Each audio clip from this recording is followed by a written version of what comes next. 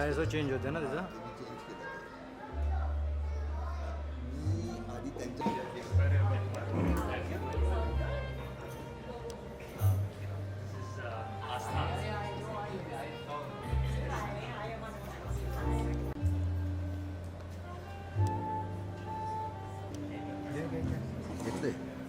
Thank you. Hey, how are you?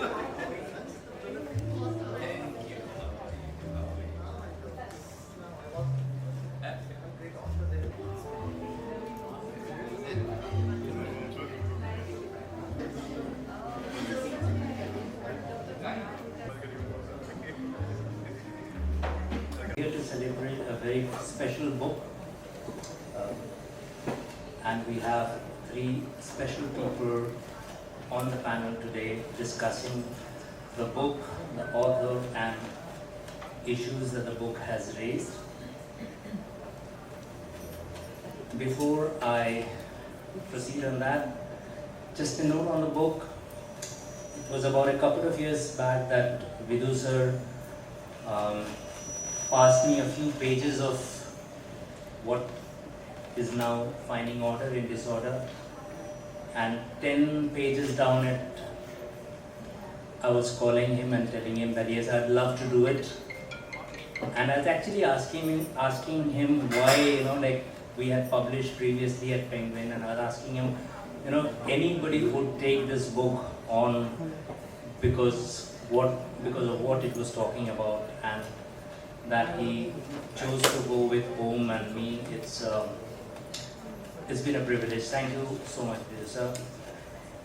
Over the last couple of years, between Ishaa and me, we have worked very closely on the book, and the last year or so with Vidhu sir's team to shape this book into, and in fact, Vidhu actually gave the book its title, Finding Order in Disorder, and that is what makes it such a strong book. All of us, I think all of us, irrespective of what we are doing in life, are trying to find some sense of order in the disorder that's around us. On that note, we'll talk about the book, we'll talk about Ishaa's journey, we'll talk about mental health issues that plague, I think, all of us. I'd like to invite our guests on the panel here. Vidhu sir, if you could please, if happy to work with him on a book on the COVID epidemic, probably the first book, and even as the lockdown was happening, he was making that book happen. Welcome, Dr. Parikh. It is wonderful to have you. And Aastha, of course, she has, in the last couple of years, made a real impact with her podcast, which is so wonderfully titled Slow Down with Aastha. And one just needs to listen to that to be able to slow down. And as Anuja, who's been behind this, putting this together, mentioned in one of her mails that it's at times the best thing one does during the course of the day, listen to some of her podcasts. Thank you, Aastha, for doing this. I'll just, before we get into the release proper of the book, I'll invite Vidhu to say a few words. Thank you, Vidhu sir. Dr. Parikh, if you could just say a few words before we go into the discussion.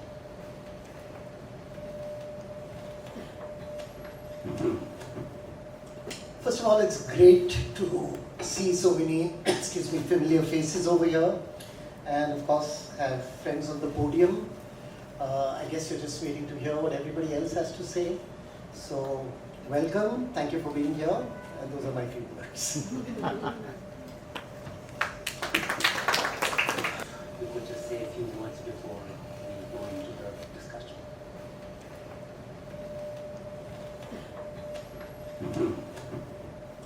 First of all, it's great to see so many, familiar faces over here, and of course have friends on the podium.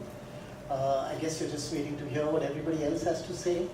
So welcome, thank you for being here, and those are my few words.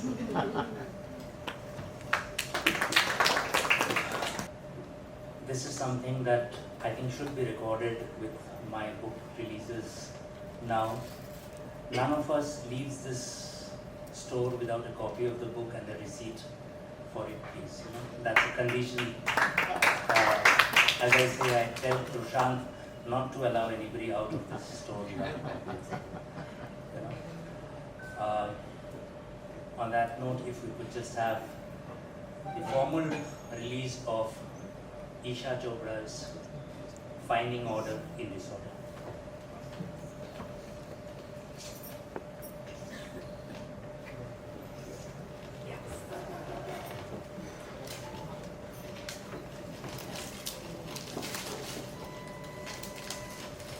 Thank you.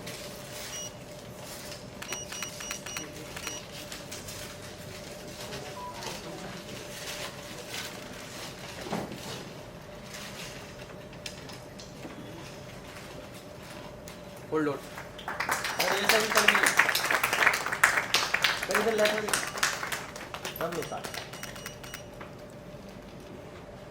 Anuja, I think Isha has a message for all of us from Canada.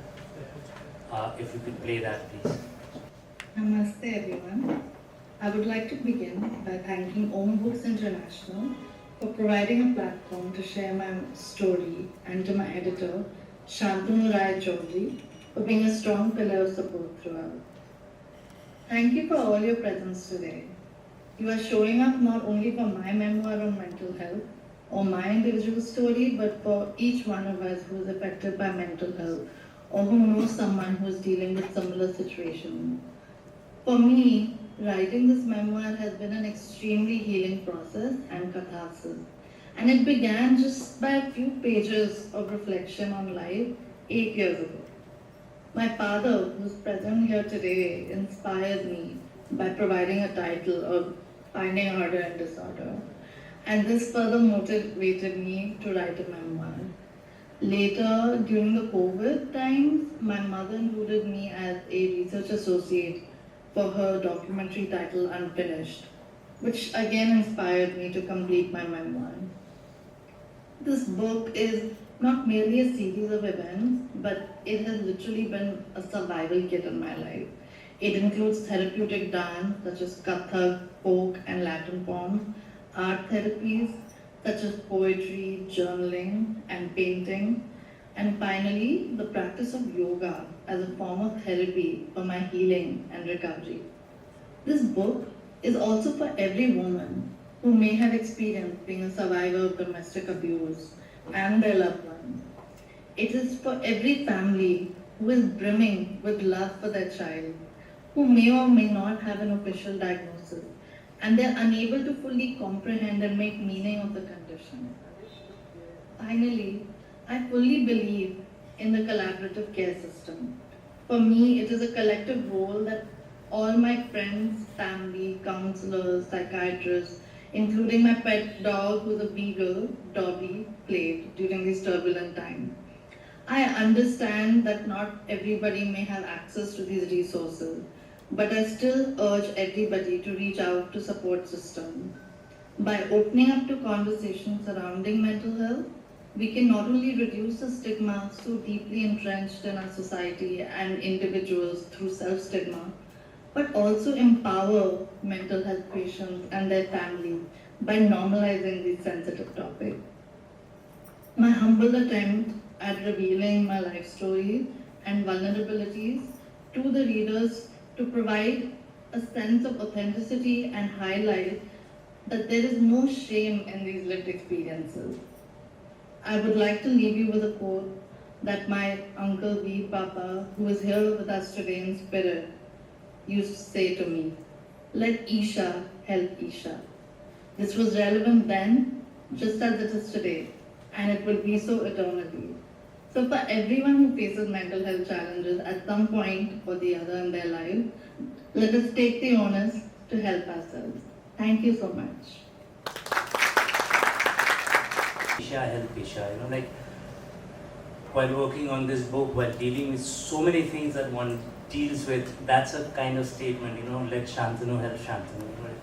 Let us help ourselves, and we'll find people who join the caravan, so to speak, and we'll find people who will help us.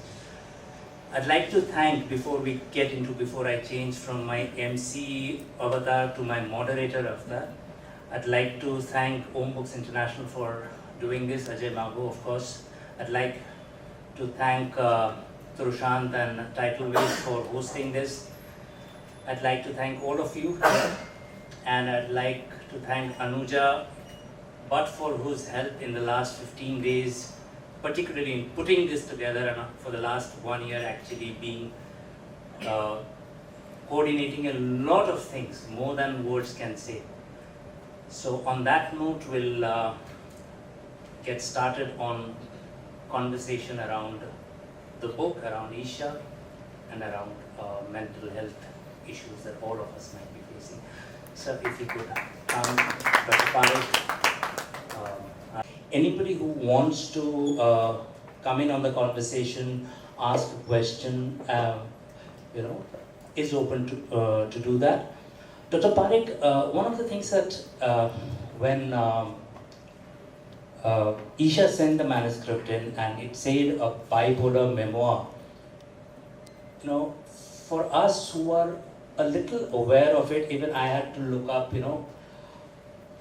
what in the spectrum of mental health issues, where does one have depression, where does one have anxiety and bipolar and schizophrenia, and how are these? So there's a lot of misconceptions around these terms.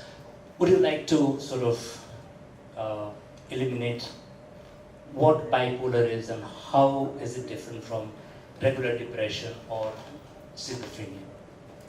Certainly I'd like to, but there are two preconditions. If I go beyond 2 minutes, cut me off. And if I sound too professorial, just nudge me. Okay? Because it's, kind of very easy to lapse into the mode. I teach medical students, residents across the world, and my family corrects me sometimes. I'm trying to tell something to my daughter, and she says, look, you're not lecturing at Harvard or any such thing. So please, you can play that role today. And you're young enough to be my daughter, so you can do that. Bipolar, as the name sort of is implicit in the name, it's two poles. And I'd like to just hold the mic close, speak into the mic. That's what I was instructed by Anuja to say, but I forgot. Okay. Yeah, I think that's better, because if I go there, I'll become really professorial. So, both. Oh my God. You lose your audience if I start talking on two microphones simultaneously. Bipolar, as is implicit in the name, so you come too close, it kind of moves. But yeah. So we find the right location. That's the one. I know he knows everything there is to know. So there are two poles. There's a pole where there's happiness, and there's the other extreme, that's sadness. Now that's something I think we can all identify with. Part of being human is to experience both joy and sadness, laughter and tears.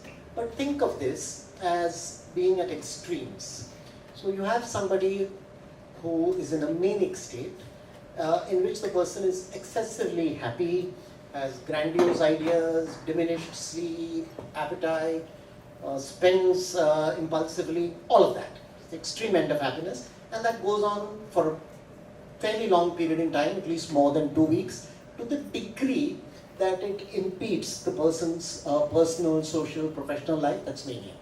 And depression, we've all experienced sadness, some of us have experienced grief. So think of that as amplified, both in its duration and its intensity, and that's depression. And in bipolar mood disorder, you have both of these, usually. In some variants, you don't have a full mania. And, it's not one disorder. It's several disorders. There's bipolar 1, bipolar 2, there's even a bipolar 3, there's mixed. But if I talk about that, I exceed 2 minutes and I lapse into professional mode. So that's about it. I think some more from you would like to, yeah. Like to. Okay, I promise you this was not rehearsed on stage, where I'll pretend I want to stop and, Shantanu will say, please, please. So bipolar 1 is one in which there are clear manic episodes. They go to the extreme and they may or may not be depressive episodes. And these are like cycles. There's a period in which somebody is excessively happy, all of the things we talked about in mania. And then there may or may not be periods of depression which are not very intense. Bipolar 1. In bipolar 2, it's the opposite. There are fairly long and consistent periods of depression, and there may be periods of what you call hypomania, which is just a milder form of mania, and not incapacitating. And then you have bipolar 3, a term that's not commonly used, which is cyclothymia, where you may have ups and downs, and neither the ups nor the downs are to the degree that they are in bipolar 1 and 2. And then you have rapid cycling, where these episodes, just change very frequently. Sometimes in a matter of days, somebody will move from a manic to a depressive state. You have mixed, where you can have actually both mania and depression occurring together. And then there's the seasonal variant. I think some of us do experience changes in our moods depending on whether it's summer or winter. But again, in an extreme form, that's another variant of bipolar mood disorder. But one correction, with due respect, nobody's come here to listen to me. No. Well, a few people, I dragged them here, they had to come. But the others are here to, I think, understand what a lovely message from Ishaa. What a profoundly moving message from Ishaa. And of course, they are here to hear Aastha, which is a star broadcaster, and the man who's been entertaining us for such a long period of time. So that's the reason. The star power. Okay? I'm the extra in this. No, I'll come back to you, and of course, Aastha, before I go to Vidhu sir for his take on the book. The same thing that I asked Dr. Parikh. What has been your experience of dealing with people in the course of your podcast, also about the awareness about various, Dr. Parikh mentioned it from a medical point of view, but from a general perspective, do you think there's awareness of these differences, or do you think we are sort of struggling to make that distinction? In my experience, I think one is there is definitely a lack of awareness, and most people restrict the term mental health to just depression, suicide, anxiety. And what happens is that basically even within the space of understanding depression, anxiety and suicide, there are so many misconceptions. I lost a friend to suicide, who was a very prominent family in Bandra, and I remember the newspapers wrote, Pali Hill boy takes his own life, and the comments on the digital versions of the article was, oh, but why did he do that? His parents give him a BMW at the age of 18. Now, when we're talking about misconceptions, I think the biggest one I've noticed in the field of mental health in general is that one, if you have access to any form of material comfort in your life, if you are successful, if you're good looking, if you're wealthy, how could you possibly have any form of mental health disorder? So that's the first one. I think the second one I've noticed is very specific to what people think of therapy and counseling as. So I have friends who say, you're taking therapy, you must be having suicidal thoughts. Or there's this misconception that the therapist has a magic wand and you go for one session of therapy and your life is supposed to change. There's no commitment required from your side to the process, and that's where people go wrong or even give up on the process. In fact, there's one thing I really wish to salute Ishaa for is she never gave up on the process. She's written so many times in the book about how she kept going to different therapists or counselors and really finding the mental health practitioner who works for you is a journey in itself. So these are some of the misconceptions, and what I feel is sometimes the most normal people around you could be having a mental health illness and they could be high performing individuals. So there are so many people I know who are highly educated, got the fanciest degrees from abroad. It's a friend of mine and he said, Aastha, even if I was madly in love with a girl, if I knew she's battling a mental health illness or has a history of mental health illness, I would leave her. And I said, why? I said, why would you leave someone like that? And he said, kuch karwar legi to mujh pe aayega na. So there's so many misconceptions that a person with a mental health illness is a burden, is a liability, cannot be lived with.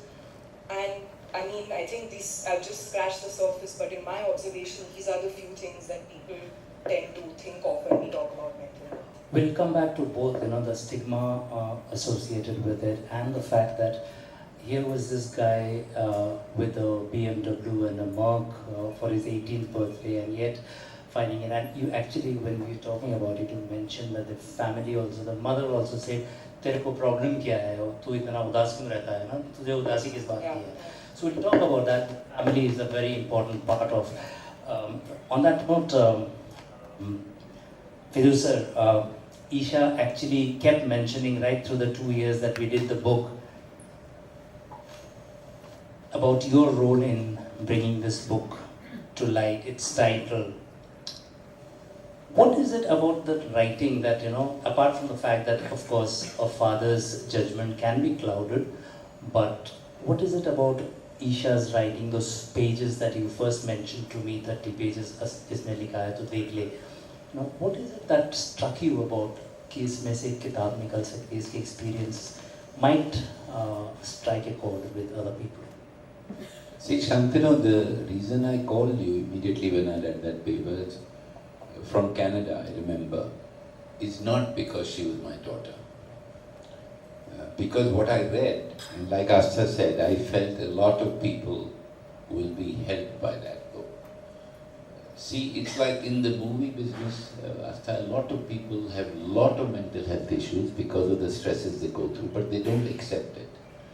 And the bottom line is, when I read those few pages, and she asked me what should we call it, and I had no idea, so I just came up as a filmmaker, Finding Order in Disorder. But when I say Finding Order in Disorder, I genuinely believe that a lot of people need to find that order. And I think this book, and I'm glad I've kind of inspired her at that given moment I was in Canada when I read it 8 years back. I think this book will really help a lot of people to find order in their disorder. As a parent to a child who has gone through all of this, and Ishaa talks about, all of you should get hold of the copy of the book to find out the experiences she has gone through and the perseverance with which she has kept at it. What was it like, Vidhu, to sort of, you mentioned the first time you learned of it and took Dr. Parikh. What was it like as somebody who's had a very, very stressful and in the public glare sort of career yourself? How was it what was it like to provide that sense of care? And so if you could just, because we'll come to the role that the family plays in. See, when I realized that she was unwell, I was, of course, in shock. And Rajesh is my family. So immediately, because Dr. Rajesh Parikh, I called him. Zuni, my other daughter who's here, is also thanks to Rajesh Parikh. When she was young, he and Firoza really helped her survive. She was very small. So I owe a lot of gratitude to Rajesh. At that given moment, he just got up and came with me. And I still remember, and I think you have a better memory, you remember that when we went to Edmonton in Canada, the doctors there said, it's this, it's that. And then Rajesh figured out, no, it's bipolar. And that is the first lesson I got on what is bipolar. And I think because Dr. Parikh was with me, and he made me at that given moment understand that this is a condition like any other condition. And we need to fight together to fix this as a family. And that's what we did. And I think if Rajesh was not with me, Anu flew with me also was there. You, me and Rajesh went, right? All three of us went. And I think if he wasn't there, it would be very difficult because it's suddenly you realize, you say, hey, what happened here? But really, thank you one more time. Dr. Parikh, coming to one of the things that we discussed in the last couple of days was the role of counseling. Actually, apart from the family, which I've come to in more detail, the role of a counselor. How do you think? What are the steps that you sort of go through when dealing with somebody who comes to you with something like this? First of all, by way of disclosure, I'm not a trained counselor. So I don't go through any steps. I go through one step, and as I recommend counseling, I help the person find a good counselor, give them a choice of counselors. That's basically my role. But as to what preceded that, of course counseling is very important. Most of us realize that medication is not going to do everything. There's a lot more beyond medication. And that is, of course, counseling, family support, which was there in plenty, the person's willpower to get well. What does counseling involve here? Like, if you were to talk about a hypothetical case, like somebody comes, what is it that goes into? In a nutshell, what does counseling involve? In its most rudimentary basic form, it's a conversation between two people, somebody who's seeking help and somebody who's qualified, trained adequately to provide that help. Within that, there's a plethora of different types of counseling, but this is the basic form. Sometimes it may expand to involve the family. It may even expand in the form of group counseling. So there are variants of it. But basically, it is somebody who can empathize with the person who is suffering through a problem.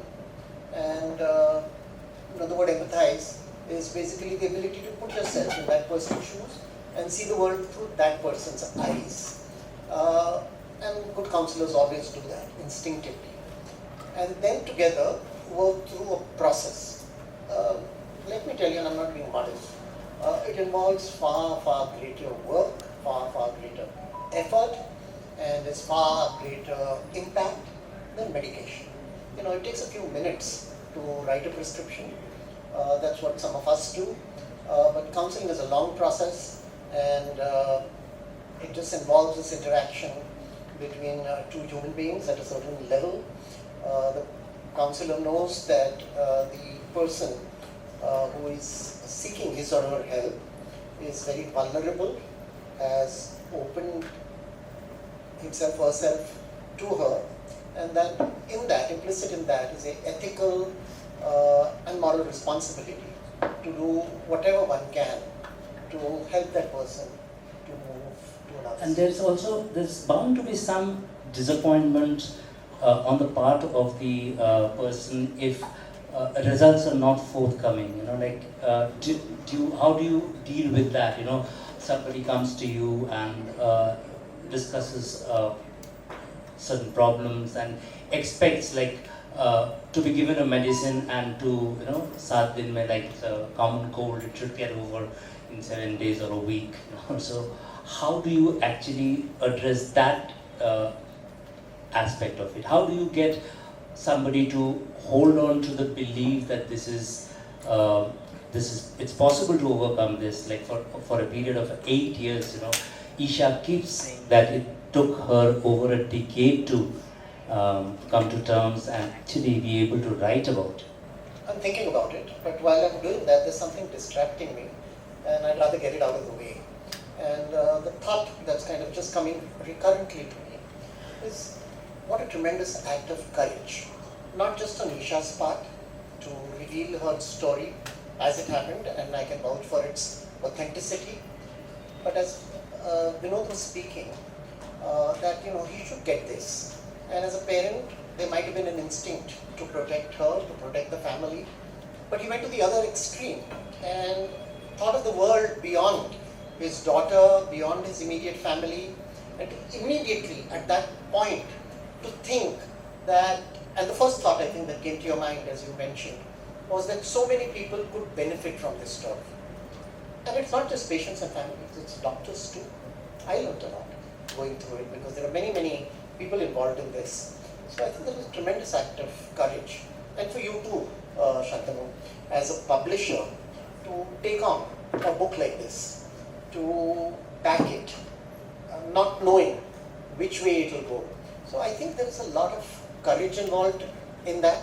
And that thought has been distracting me, so I want to get it out of the way. And there's another small thought distracting me, which just came to my mind as, Vinod spoke. I'm a kind of incurable crossword buff. I do crosswords of, different countries, the New York Times and all of that. And, something I didn't notice. But when you said that you can always find order in disorder, and I realized it's right there in the title. The word order is implicit in the word disorder. And it's not just a play on words, but it's the ability to, in all of this, to seek the order that is already there. There is always some order, which links up to your question, that that's what the counselor then does, to be able to sift through all that is happening. And sometimes it's really chaotic, to be able to get to order. But your question to me is about the disappointment. How does one deal with the disappointment? And that's what I was thinking about. And now that the distractions are out of the way, what I realize is, and I'd never thought about this, fortunately it doesn't happen often. I was trying to think how often it happens, I don't know, but I would say it's between 10 and 20% of times that somebody who I've referred to for counseling will tell me that I am disappointed, it's not working, it's not doing what I thought it would do. And then the first question I ask that person is, how often have you seen the counselor? And most often the answer is twice, thrice, 4 times. And then I tell the person that, look, this is not like medication. It's going to take a while. Why don't you stay a little longer and see how it works, and maybe you won't be disappointed. And when that happens, the majority of people persist with the counseling process. So sometimes disappointment is a result of not having given it enough time.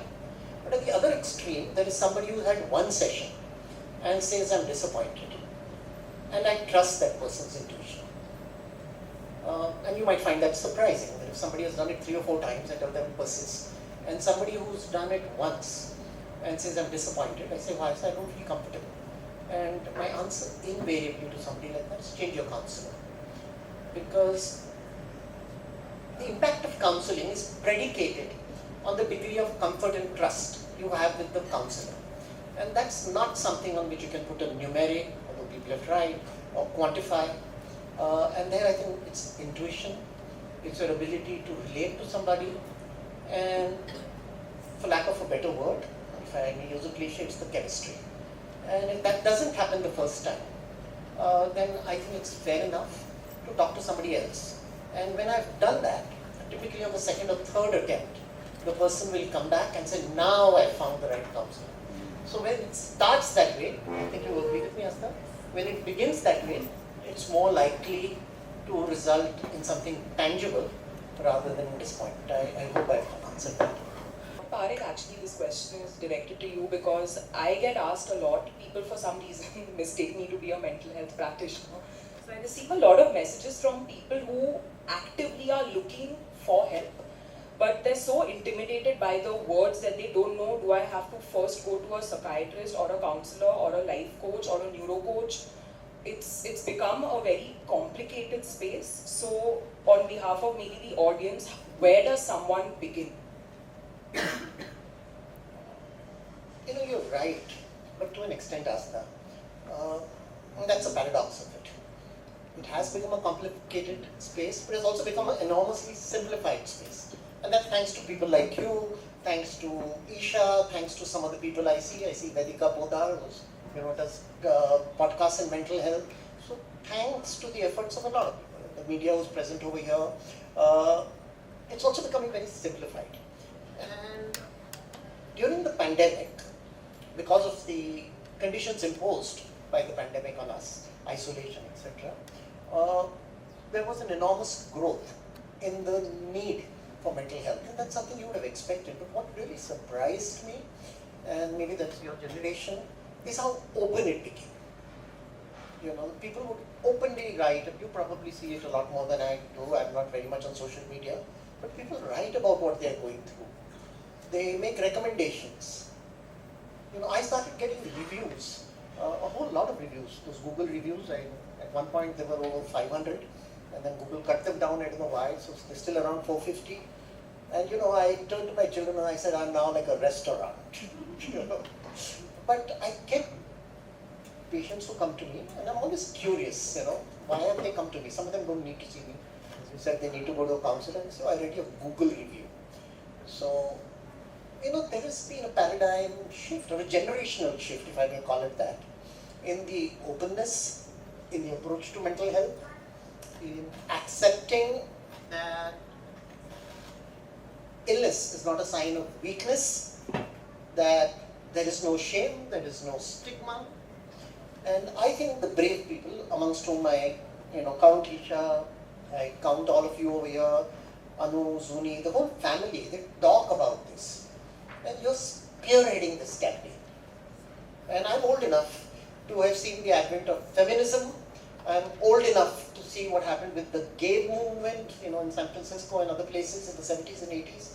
And there were always leaders who put themselves on the line, they're like the COVID workers. Like some of us frontline workers in COVID, we took risks. We went out there, we did our job. And I think there are people who are doing that in mental health. So yes, a little complex, but given the choice between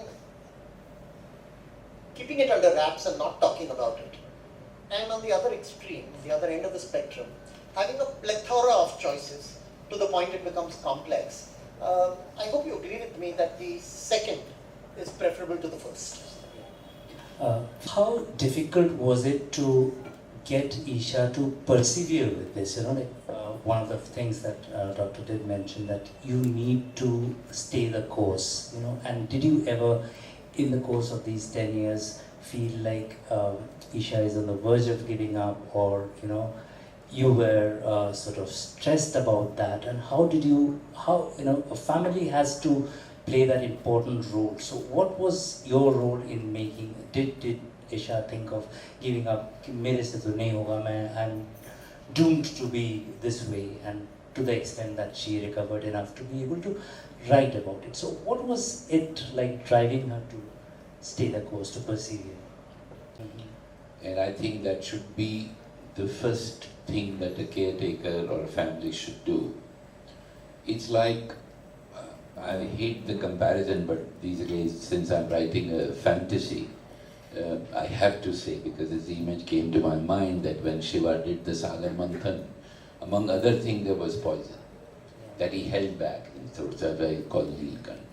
I think the job of the family is to take that poison, the darkness, out of the mind of the family member who's suffering, and really hold it literally to himself and bear with it.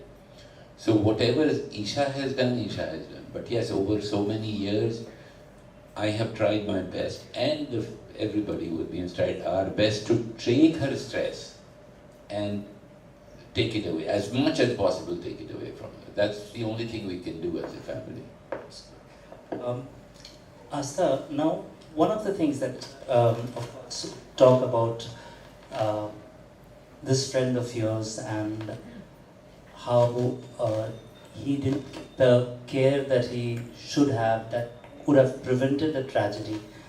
And one of the things that Ishaa does mention in a great detail is, the role of the caregiver, and how for the person suffering, that particular episode might go from memory the moment you've had that episode, doesn't remember, but for the caregiver it's always a continued stress or a continued sort of thing that he or she goes. So if you could just talk about your experience with this friend, and what have you seen about the family being coming together for or not being able to come together, if you just could talk about it.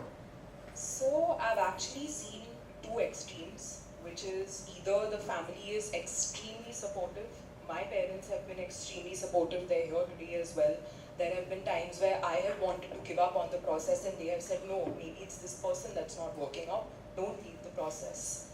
In the case of this friend of mine, as Dr. Parikh said, our generation is actually very proactively looking to take charge of mental and emotional wellness, to learn to do the work that is required to kind of build your mental resilience and strength. Unfortunately, in the case of this boy, he tried very, very hard to convince his parents, and kind of there was a point at which the counselor said, I need to see your parents. You are now showing signs of suicidal behavior. And the first thing that the boy told the counselor was, sir, my parents will not come. They don't believe there is anything wrong with me. And the counselor said, but you have been clinically evaluated. And this is based on talking. When you as friends, like I would count friends among the caregivers, a sort of extended circle of friends, close friends. Were you aware of this boy's condition? Yes. And did we you tried to with a family? Yes.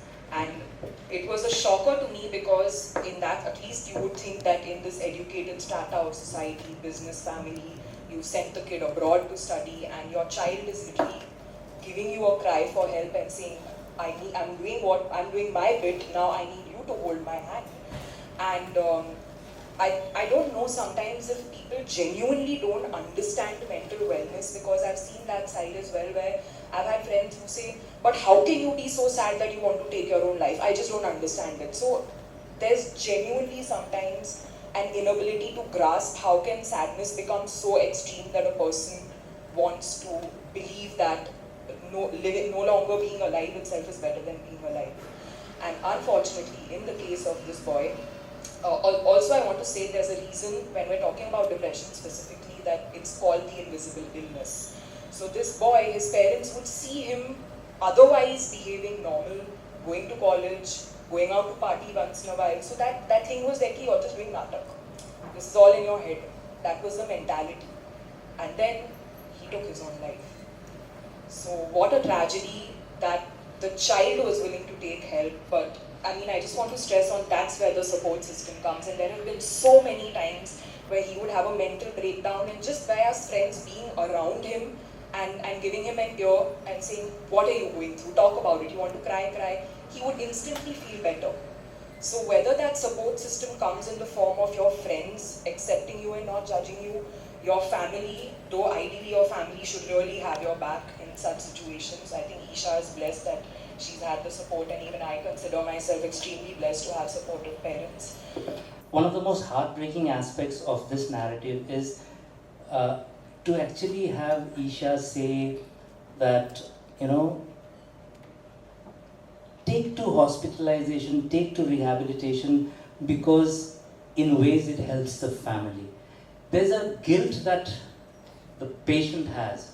I have seen that, through my own experiences. You just start blaming yourself. Okay, you are inflicting this on the family, so it's maybe better you move out into.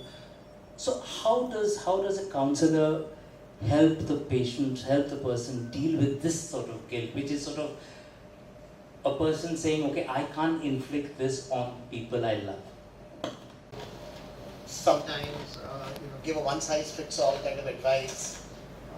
But to the family that is dealing with somebody who's troubled, it is an enormous challenge.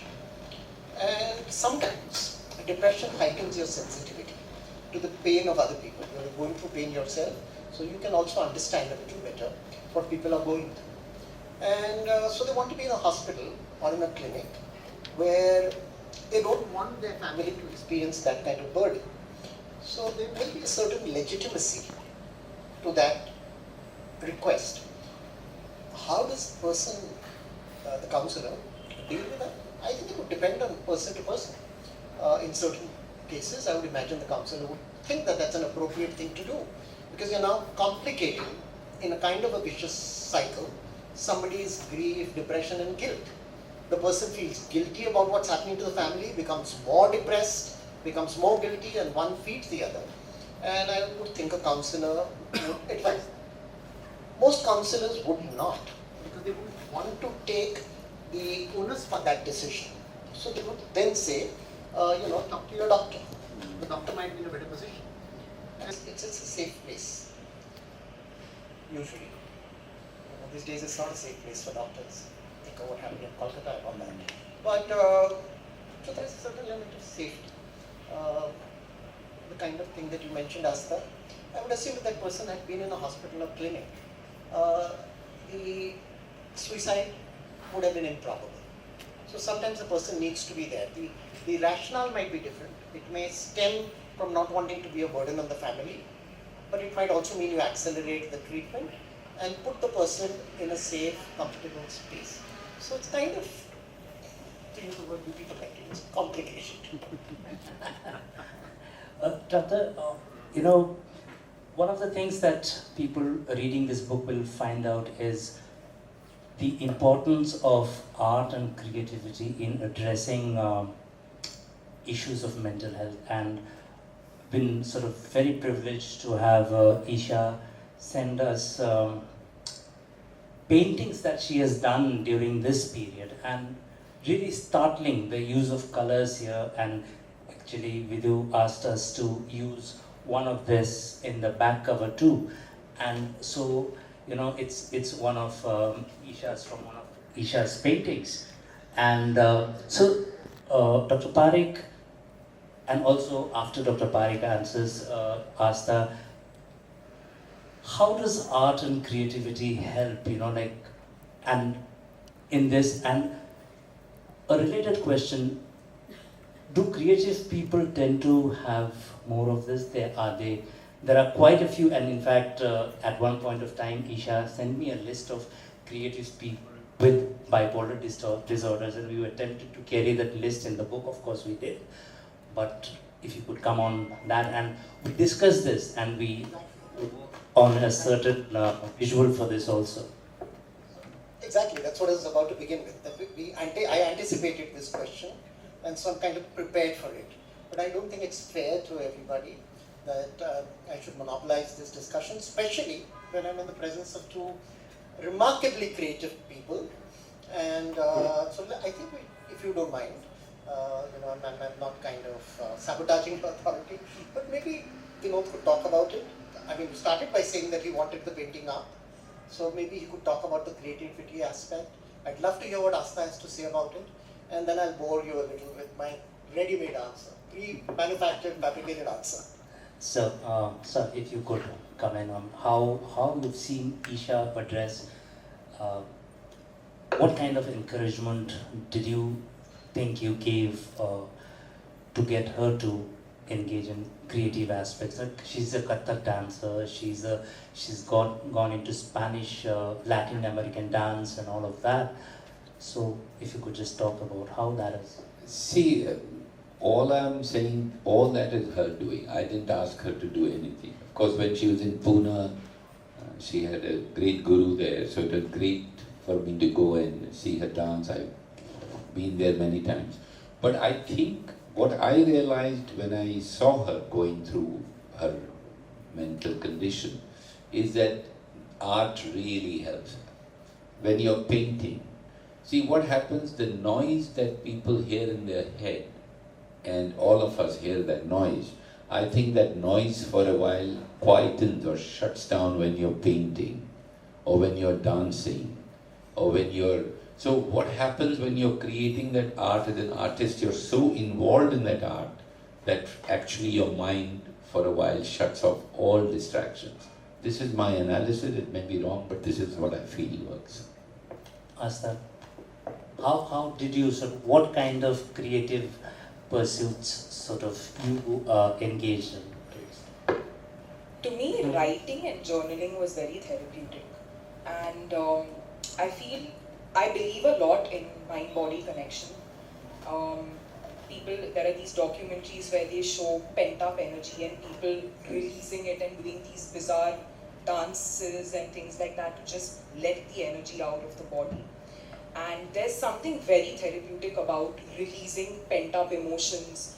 And for me, that was writing. I journal a lot. If there's something good, if there's something bad, if there's something ugly, I think there's just something about releasing it from the body that is very therapeutic. It could be painting, it could be dancing, the way Ishaa has been, using that as her pillars to deal with her various setbacks that she was having. For me, it could be writing, but I've always known that art, which is very, very instrumental in, and now I think doctor could help in there's this word for it, right and left brain coherence, where the active mind and the analytical mind and the logical mind is forced, as Vidhuji said, to be quiet, and the creative brain takes over, which gives you some sense of the brain calming down. I think Dr. Parikh can now give his rehearsed, technical, academic answer. Do not provoke me. You might regret it. You might regret it. So let's leave the left brain, right brain stuff out for a moment, because that will stimulate me to go in another direction, perhaps not the one that you wanted. So of course I validate. I mean, I'm nobody to validate. Data, research data validates everything that the two of you have said so far. That it is a channel, the energy goes, all of that. But there's also an interesting aspect which you raise, which is the other relationship. And that is, are bipolar people necessarily more creative? Is there a link between creativity and bipolar mood disorder? Indeed there is. And that too is supported by very compelling data. There's a lot of research studies, I'm not going to lapse into that. But for those of you interested, I might just put in a word or two and you can look it up yourself. There's an incredible writer called Kay Jamieson. She suffered from bipolar mood disorder. It must have been sometime in the 70s. She researched it. She got fascinated by it. So decided to go to medical school and become a psychiatrist. Wow. She became a psychiatrist. She did brilliantly in her career. And she became a professor at the Johns Hopkins School of Medicine in Baltimore, where I trained for 4 years. And she wrote about it. So she's done the whole thing. Okay? She's gone through the illness. She has researched it, she has gone through medical school, she has gone through a psychiatry residency, which can be, taxing sometimes. She's become a professor and she's written a book. And that book I would recommend to people. It's fascinating. It's called Touched by Fire. That Prometheus. Touched by Fire, Manic Depressive Illness and Creativity. And I'd rather you read the book than I try to paraphrase it. It's incredible. There is a psychiatrist called Nancy Andreessen. She's one of the most well-known psychiatrists in the world. At some point, people thought she might get the Nobel Prize. She certainly got the Science Medal from the US President. She and I are friends, and we were also colleagues on an editorial board of the European Journal of Neurosciences for 2 decades, for 20 years. And Nancy has done incredible research again on not only on creativity and bipolar disorder, but creativity and schizophrenia, and she's taken it a step further.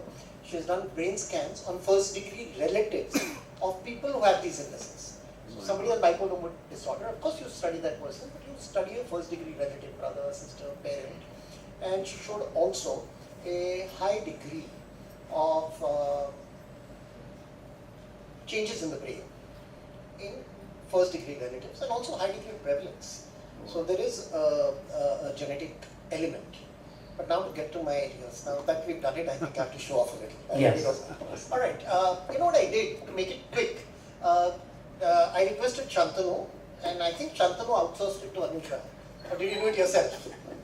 You did it yourself. You did all the labor, but Anuja, I think, got it ready.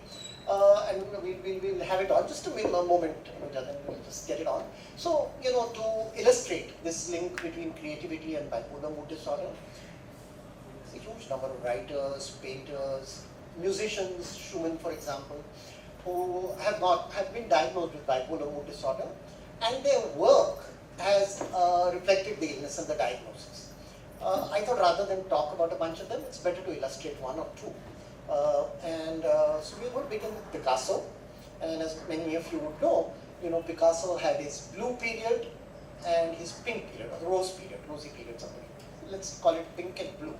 And during the blue period, he went through intense bouts of depression, self-doubt, and that was between 1901 and 1904, 3 years. And during that time, his paintings were full of pain, full of agony, and they were actually painted mostly in blue. Say, I feel blue. And then he swung into a period of mania where he became prolific and promiscuous, and had a lot of paintings all depicting happiness, clowns, harlequins as they were called, and of course they were all in rows. So it's a very stark kind of contrast between the work he did in those first 3 years when he went through depression and what he did in the next 3 years when he went into his pink period. I'll just illustrate one painting of each and then just show you a whole lot of other images. Maybe we should just...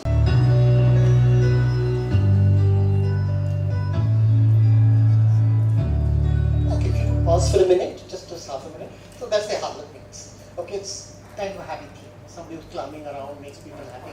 And I think it's a classic painting of that blue period.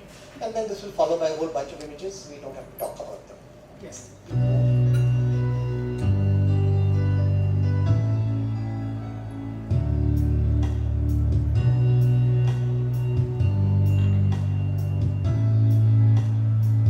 Yes, if you could pause here. This is the first painting of the blue period, painted in 1901. Picasso must have been about 21, I think, or maybe 22, when he made this painting.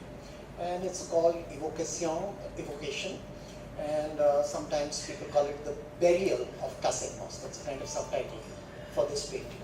But his friend, wasn't he? The burial of his friend, wasn't he? They were very close friends. When he was a year older than Picasso, so I think they met when Picasso was either 18 or 19, and Casigmas was a year older than him. They met in Barcelona. Casigmas was the son of the US Consul General. So he was American in Barcelona, but he was also a poet, writer, and some people think he would have blossomed into a great painter in his own right. But for whatever reason, these two suddenly became very, very close friends. They hung out together, they traveled together. They went to Paris together, I think in 1900 for the World's Fair. And there in Paris, Casigmas met a lovely young French woman, Germaine, I think Germaine was her name. And he fell madly in love with her. She rejected him. Picasso went back to Barcelona. He hung around. He didn't go back with Picasso. He stayed back for Germany. He tried to persuade her, and she just repulsed him. And then he tried to kill her actually. And when that didn't work, he took his own life. So at 21, he killed himself.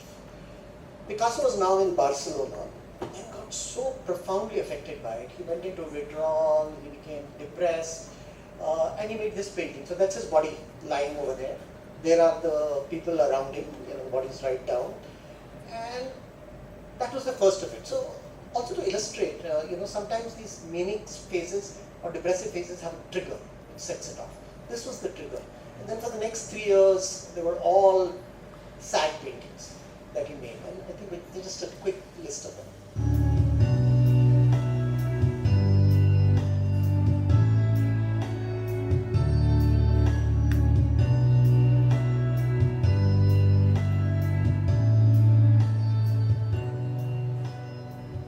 Okay, so you can pause here. So, 3 years of the pink period, almost instantaneously triggered by this, then followed by the blue period. But I thought closer to home, and this is especially for you, Vinod. I have to let this out.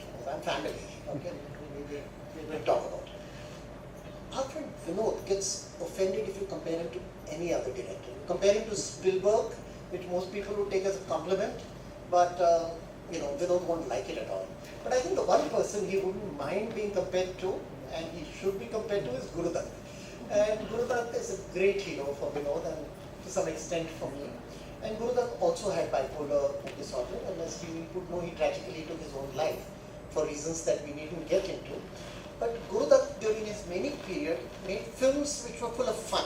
And some of you may have seen them. I've seen all of his films, so almost all of them. And so there are Arpa and a whole lot of films which were, happy. And then in his depressive period, there was Pyasa, there was Kagas Ke Phool, and just an illustration of the difference, how the illness affected his creativity. So we can get that back home. मोहब्बत कर लो जी भर लो आज किसने रोका है पर बड़े गजब की बात है इसमें भी होता है जाने कहाँ मेरा जिगर गया जी अभी अभी यही था किधर गया जी इसकी अदाओं पे मर गया जी बड़े बड़े अखियों से डर गया जी ये महलों ये तख्तों ये ताजों की दुनिया ये इंसान के दुश्मन समाजों की दुनिया ये दौलत के भूखे रवाजों की दुनिया ये दुनिया अगर Almost like मिल Christ भी on the cross. जाए तो क्या है ये दुखी ज़माने की आरी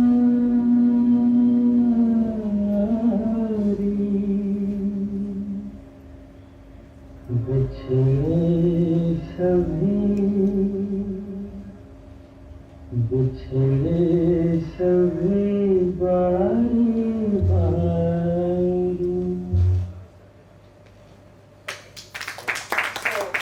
Thank you is for you. Thank you is for Anuja. Aastha, for somebody in this generation, one of the things that we come across is this is a very, very hyperactive on the social media kind of generation, you know, and that itself is a contributing factor to a lot of the issues that we face. Would you, as part of this generation, would you like to talk about that and what are the kind of pitfalls of being continuously scrolling and being on social media? Well, first of all, I think as part of And the also just you know, one of the things that I love about your podcast is the title you've chosen, Slow Down. You know, like I think it's the very antithesis of what we are on social media, forever on a highway to nowhere. You know, so if you could talk about how that slowdown came and how it's all impacting us, this hyperactivity. Well, I think social media in general has its pros and cons, though I do believe the cons far outweigh the pros. And never before has there been a time where you're just a scroll away from feeling like you're not pretty enough, successful enough, smart enough, rich enough. And that constant bombardment of information, like the overload on your senses, I think it's making us, one, constantly rely on external validation, which is something Ishaa has spoken about so much in the book. I'm talking about not even, let's keep it out of the way that, let's say a person is not even having any mental illness. It's become so difficult on a day-to-day basis to just be emotionally and mentally well. And social media, I would say, is the main culprit. One is because these apps are designed to be addictive. It's so easy to access. There's this sense of always wanting to know what everyone else is doing, but in the process of being in touch with what the world is doing, there's a very obvious sense of self-esteem that is lost. There's insecurities, there's body image issues. So it's easy to just feel like your life is the worst thing ever. When you're already in that mood, it is also difficult to remind yourself of the fact that everyone is putting the highlights of their life out there. No one is filming their mental breakdowns and putting it out there. So you're always seeing the highlights of other people's life and saying, damn, my life does not look like this. The second part, which a lot of mental health practitioners have taught me, which is more science-oriented for people who are curious to know, is in that 10 minutes of scrolling, you will see a post that makes you extremely happy, then something that disgusts you, then something that makes you a little envious. Your brain is not designed to feel 10 emotions in 5 minutes. So even what you're doing to the mind by exposing it to this unnecessary information is so detrimental to your mind on a daily basis, which is aggravated if you also have a mental health issue at the same time.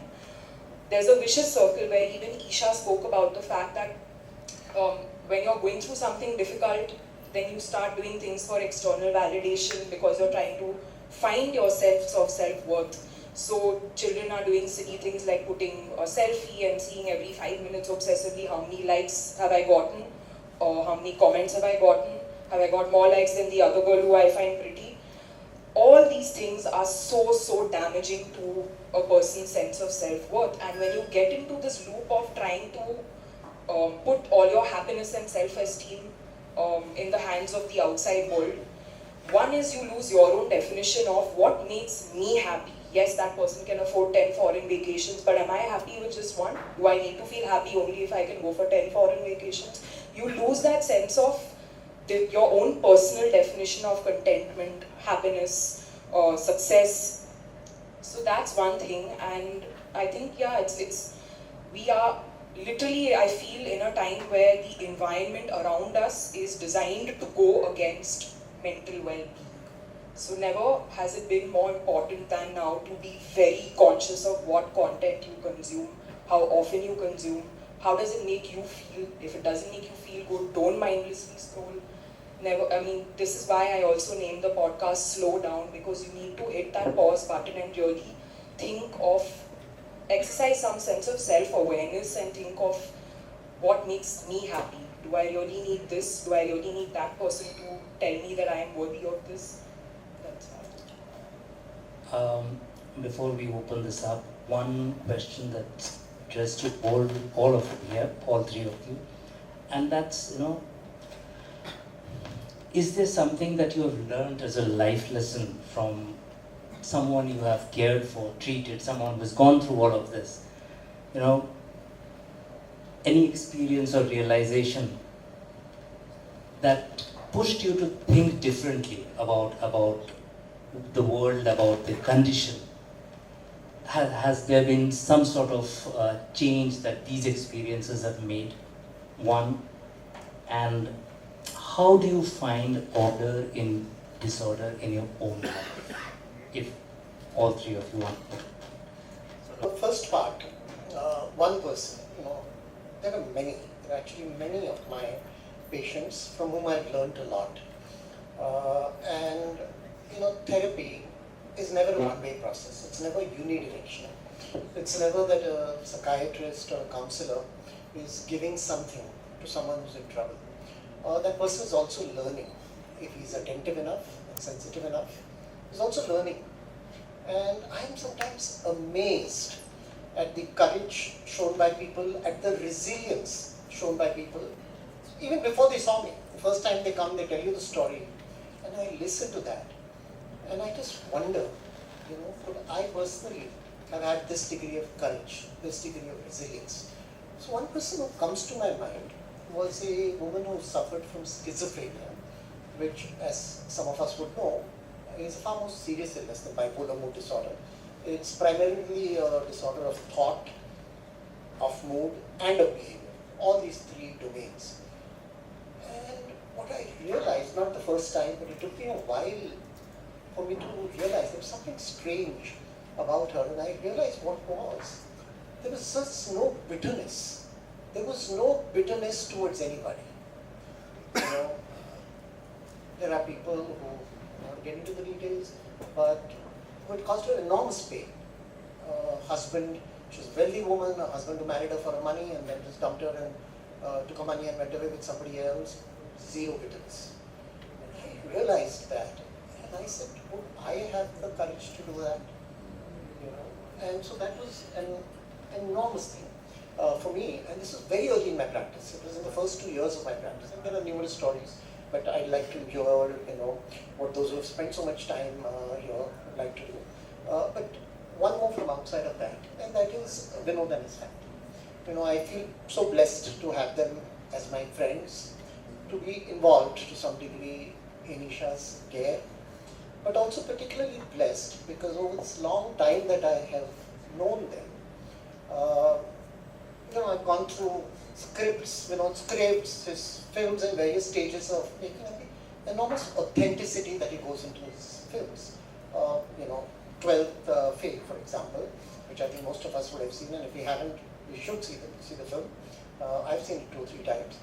So when he talks of restart, he believes in it. And in a sense, what you've done with Ishaa is symbolic of that. Just get started. Whatever has happened is over with. That generosity of spirit. Okay. And then to harness one's creativity to be able to depict it in cinema in a manner that all of us could relate to it. The ability to communicate that empathy from within you through the channel of cinema. I think that's inspiring. So there's something to be learned, not just necessarily from people who entrust us with their care, but also our friends. We take our friends for granted. I certainly take my friends for granted. But in the middle of all that, to also see this integrity, this honesty, this ability to channelize it into cinema and really not care, as in Three Idiots, that film, really not care. Just pursue excellence, and I think that's something that not all of us do, so that. The second thing is quick. How do I find order and disorder in my life? For one, and that's kind of evolved over time, I used to be a fairly orderly person. I want order in my life. Now I realize retrospectively a bit too much. Have everything organized, almost bordering on OCD, and my daughter thinks it actually crossed over into OCD. But I would want this order, and I realized that not everybody likes it. I tried hard to teach my 3 children to keep their rooms in order. Okay, I would give them prizes, surprise inspections, to see, who had kept their room well without using stuff. I would go and then I would buy them books, and I figured they really didn't care about it. And then I realized that one thing is, why not embrace the disorder? Why not enjoy the chaos? Okay, I read somewhere that if somebody is taking you on a ride, you could also learn to enjoy it. And then I told my kids, you guys are taking, what they would do? They would take turns. Two of them would help the other one to keep the room clean, planning that this person will get the prize now, and then the other person will get, and the third person will get. And they would also find out in various ways when that inspection is going to happen. So I think one way is to actually enjoy the chaos, enjoy the disorder, and so enjoy that. Not, of course, to the point where your life is chaotic, because that's disruptive on other people. And the interesting thing, your generation loves to use this word disruption. This has disrupted everything. So it's such a nice word. And if you look at all that has happened in technology, whether it's Apple, Microsoft, AI, ChatGPT 3, 4, 5, I don't know which version is on, but they're disruptive.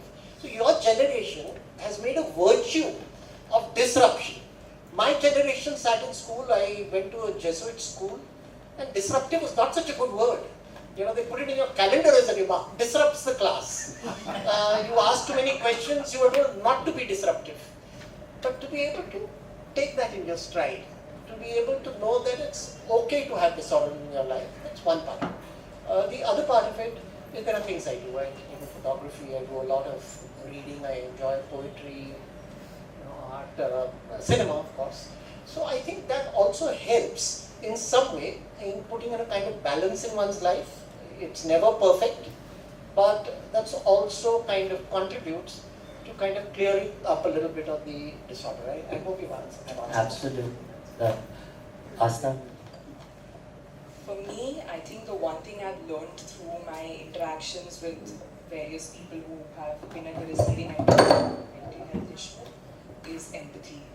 You have to learn to be empathetic, and we're very quick to judge and label and say this person is psycho, that person is crazy, this person has a mood swing. But what if we were to just sit and say, listen, are you going through something, do you want to talk about it? So that's my biggest takeaway that I've learned from my various interactions.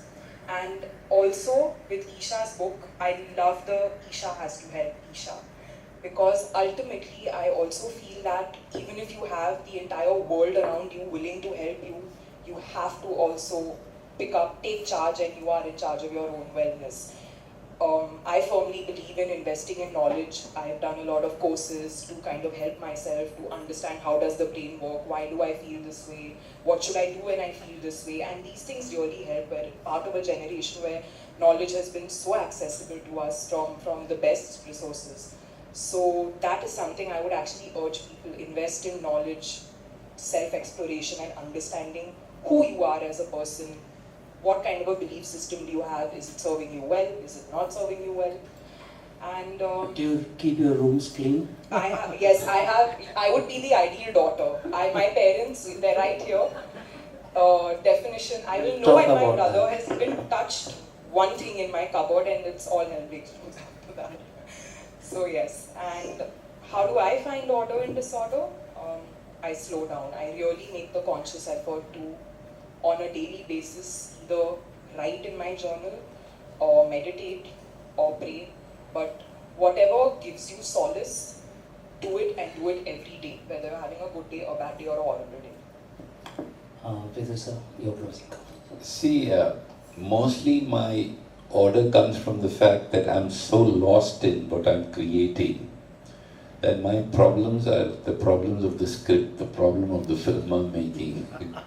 So it's really crazy. I'm so concerned Creating your own problems. Yes, yeah.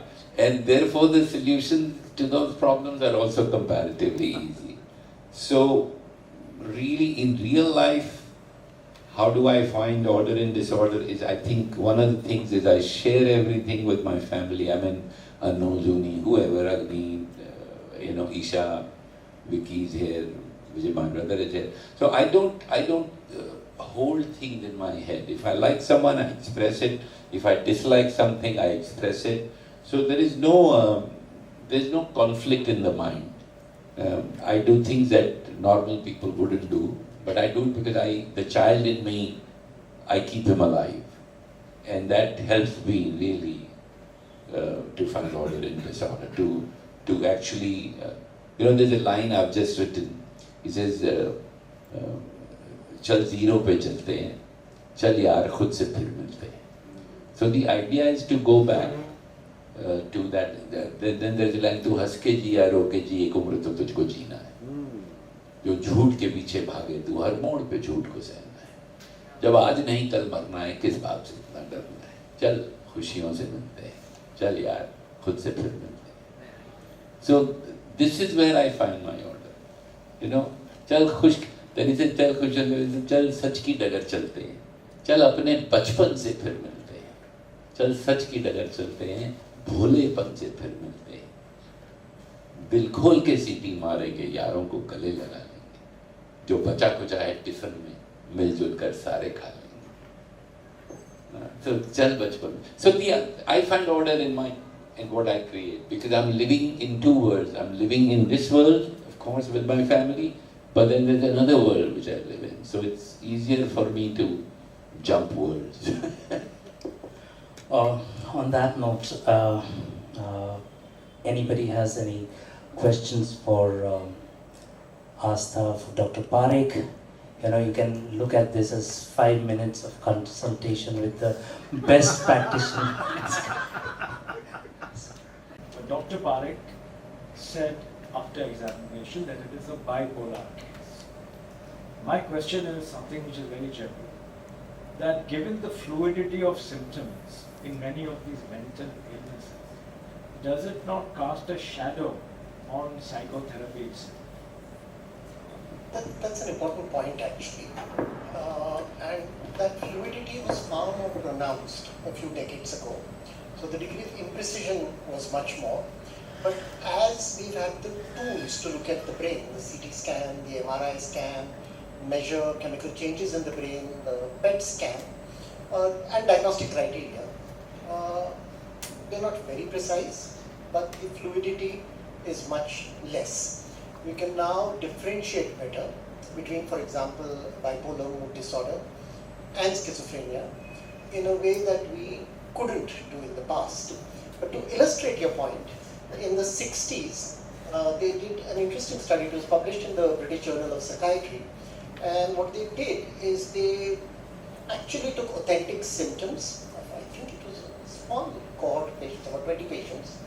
And they sent them to known psychiatrists in Britain and sent the same symptoms to psychiatrists in the United States. And they found that the American psychiatrists for the same symptoms are more likely to give a diagnosis of bipolar. And in the UK it was schizophrenia. Okay, or possibly it was the other way around, I'm not very clear. But bipolar and schizophrenia, two groups of psychiatrists, And there were reasons for that we needn't get into. It had to do with academics, training, schools of thought, and whatever. But that shook up psychiatry. And people realized, professionals realized, that you need to be more precise. And so that led to diagnostic criteria, and then in the 70s and 80s there was an explosion of technology.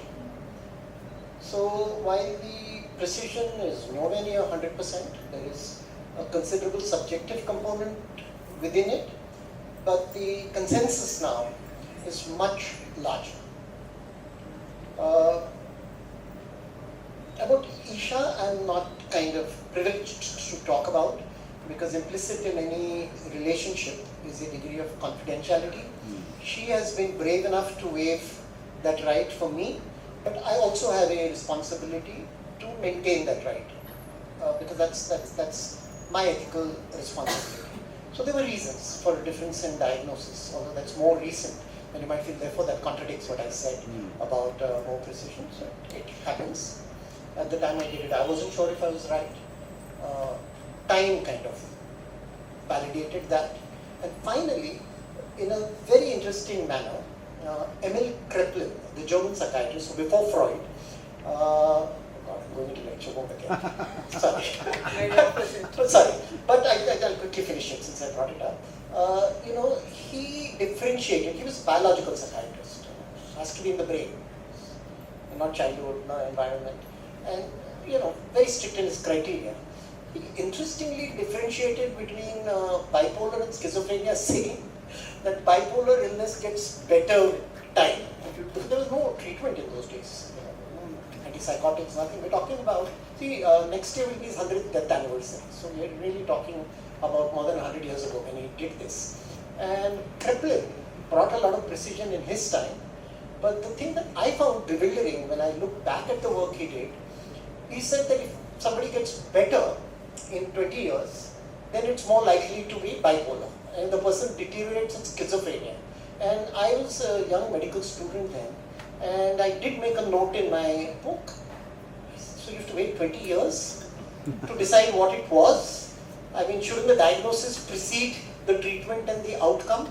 So there has been that thing historically, but again, to reiterate, it's this greater degree of clarity and consensus now. By the way, we'd like to hear, their comments, their disagreements. So, it needn't be questions. You just stand up and say, but, give us your opinion. I'm being, Anuja is sort of waving frantically, so we'd like to close this. If there's one final comment anybody wants to make, we'll take that and we'll close this. So I'll make it into a comment and not a question, but I find that like a lot of the problem with mental health can often be just chemicals in the brain, and like the medication really does help with that, like the antipsychotics and all of that. And I find that a lot of people, they try to self-diagnose or they try to self-medicate, and that can be like very dangerous in a time when you have like social media as a dopamine trigger, things like that, like how people who are self-medicating or don't find the right avenues. Thank you. Thank you so much. On that note, I'll have to be fast about this because I've got a flight to catch. I can't slow down. So, but thank you, all of you. Thank you, Vidhu sir, for enabling us to do the book and for being here. Thank you, Dr. Parikh. Wonderful. I'll keep in touch with you on Picasso and a lot of other things. The last 2 days have been very, very enlightening. And thank you, Aastha. May you get all of us to slow down a bit. Thank you so much.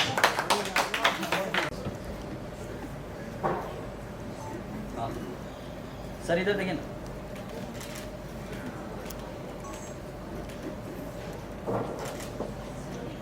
Thank you sir Thank you so much.